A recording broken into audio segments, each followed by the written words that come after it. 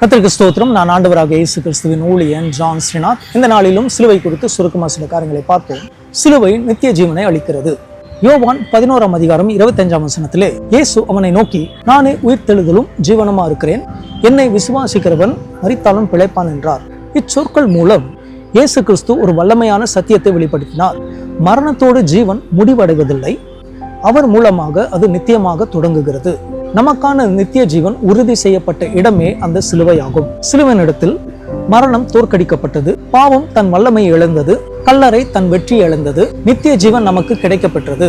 இயேசு ஜீவனை பற்றி வெறும் போதனை மாத்திரம் செய்யவில்லை, அவர் நமக்கு ஜீவனாகவே மாறினார். தமது மரணம் மற்றும் உயிர்த்தெழுதலின் மூலம் ஒருபோதும் முடிவடையாத ஒரு ஜீவனுக்கான வாசலை அவர் திறந்து வைத்தார். நித்திய ஜீவன் என்பது எதிர்காலத்தை பற்றியது மட்டுமல்ல, நாம் விசுவாசிக்கின்ற அந்த தருணத்திலேயே அது தொடங்கி விடுகிறது. அது தேவனோடு கொள்ளும் ஒரு உறவாகும்.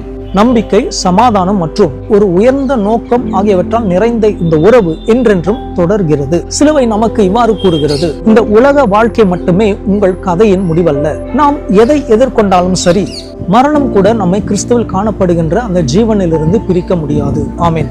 நீங்கள் நித்திய ஜீவனை குறித்து நம்பிக்கையோடு வாழ்கிறீர்களா, அல்லது இந்த நிகழ்கால உலகத்துக்கு மட்டுமே வாழ்கிறீர்களா?